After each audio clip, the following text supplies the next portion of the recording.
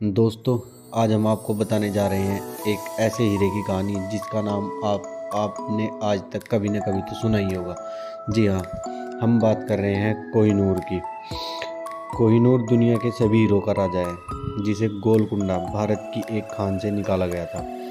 कोहिनूर को फारसी में कुहू ए नूर कहा जाता है, जिसका अर्थ है कुदरत की विशाल आभा या रोशनी का पर्वत। यह हीरा 105 कैरेट का है। यह अभी तक विश्व का सबसे बड़ा ज्ञात ऐतिहासिक हीरा रह चुका है। कई मुगल बादशाह और फारसी शासकों से होता हुआ यह हीरा अंततः ब्रिटिश शासन के अधिकार में चला गया और अब उनके खजाने में शामिल है। जी हाँ, आज हम बताएंगे इसी हीरे की कहानी, कैसे यह मुगल बादशाहों से लेकर अंग्रेज़ों के पास तक चला गया। बात करें कोहिनूर के इतिहास की, तो कोहिनूर का उद्गम व आरंभिक इतिहास स्पष्ट नहीं है। इनकी कहानी भी परी कथाओं से कम रोमांचक नहीं है। इसके खनन से जुड़ी दक्षिण भारत में हीरों की कई कहानियां रही हैं, परंतु कौन सी कोहिनूर से संबंधित है यह कहना कठिन है। 14वीं शताब्दी से पूर्व इस हीरे का इतिहास ठीक ज्ञात नहीं है। बात करते हैं मुगल सल्तनत की। दिल्ली सल्तनत में खिलजी वंश का अंत 1320 में होने के बाद गयासुद्दीन तुगलक ने गद्दी संभाली। उसने अपने पुत्र उलूग खां को 1323 में काकतीय वंश के राजा प्रताप रुद्रदेव को युद्ध में हराने भेजा था। इस हमले को कड़ी टक्कर मिली, परंतु उलूग खां एक बड़ी सेना के साथ फिर युद्ध करने लौटा। इसके लिए अनपेक्षित राजा प्रताप रुद्रदेव वारंगल के युद्ध में हार गया। तब वारंगल की लूटपाट, तोड़फोड़ व हत्याकांड कई महीनों चला।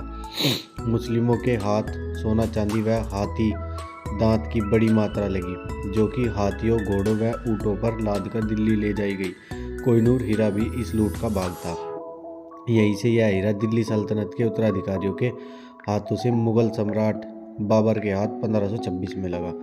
बाबरनामा के अंदर भी इस हीरे का उल्लेख मिलता है। इस हीरे की प्रथम दृष्टया पक्की टिप्पणी यही सन 1526 से मिलती है। बाबर ने अपने संस्मरण में आगरा की विजय में एक बहुत उत्तम हीरा प्राप्त करने का उल्लेख किया। संभवतः वह कोहिनूर ही था, क्योंकि उस हीरे का भार 8 मिस्कल 320 रत्ती बताया गया है। तराशे जाने के पूर्व कोहिनूर का भार इतना ही था। बाबर ने अपने बाबरनामा में लिखा कि यह हीरा सन 1294 में मालवा के एक राजा का था।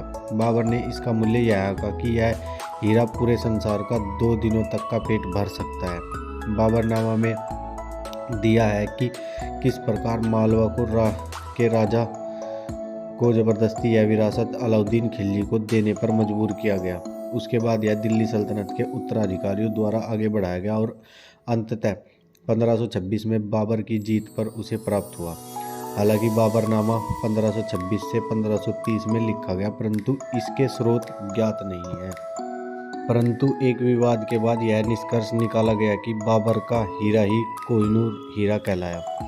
बाबर एवं हुमायूं दोनों ने ही अपनी आत्मकथाओं में बाबर के हीरे के उद्गम के बारे में यह लिखा कि यह पहले ग्वालियर के कछवाहा शासकों के पास था।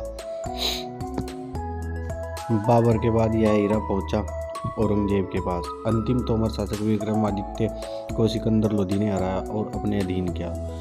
उसने उसे अपने साथ दिल्ली में ही बंदी बनाकर रखा।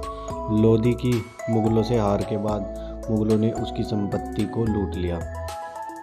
इसके बाद आता है नादिर शाह का स्वामित्व। कोहिनूर की भिन्न कोणों से अभिकल्पना के अनुसार मुगल सम्राट शाहजहां ने कोहिनूर को अपने प्रसिद्ध मयूर सिंहासन तख्ते ताउस में जड़वाया।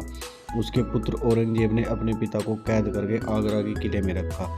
यह भी कथा है कि उसने कोहिनूर को खिड़की के पास इस तरह रखा कि उसके अंदर शाहजहां को ताजमहल का प्रतिबिंब दिखाई दे। कोहिनूर मुगलों के पास 1739 में हुए ईरानी शासक नादिर शाह के आक्रमण तक ही रहा।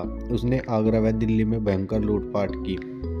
तब मुगल बादशाहों की बहुमूल्य वस्तुओं के साथ वह दिल्ली के मुगल शासक शाह मोहम्मद से मयूर सिंहासन सहित कोहिनूर व अगाध संपत्ति फारस ईरान लूट कर ले गया और कोहिनूर नादिर शाह के स्वामित्व में आ गया।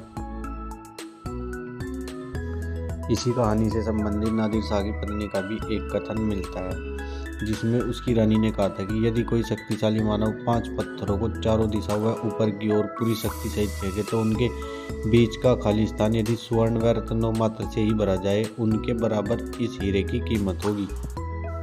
इसके बाद आता है सन 1747 में नादिर शाह की हत्या के बाद कोहिनूर अफगानिस्तान के अहमद शाह अब्दाली के हाथों में पहुंचा। 1830 में शुजा शाह, अफगानिस्तान का तत्कालीन पदच्युत शासक, किसी तरह कोहिनूर के साथ बच निकला व पंजाब पहुंचा।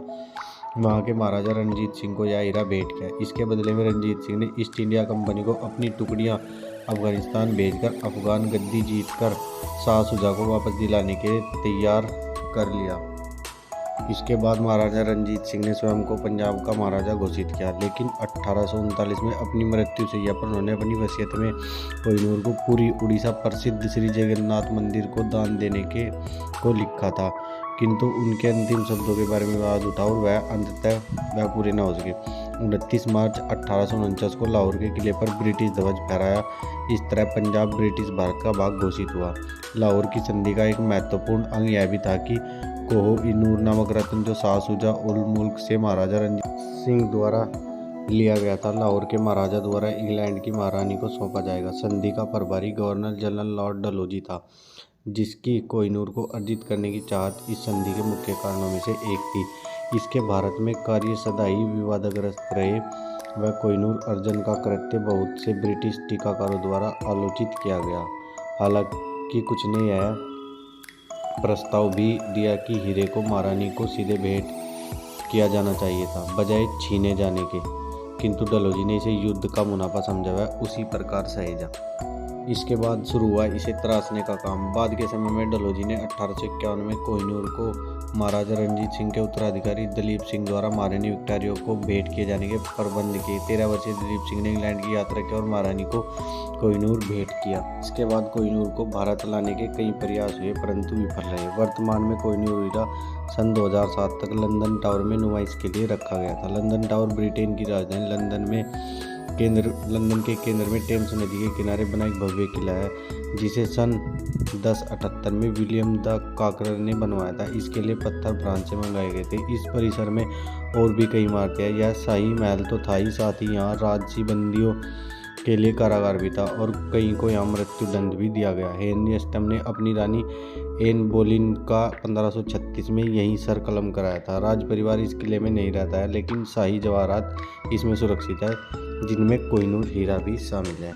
अगर हमारे द्वारा दी गई जानकारी आपको अच्छी लगे तो हमारे चैनल को लाइक कीजिए, शेयर कीजिए और सब्सक्राइब कीजिए। धन्यवाद।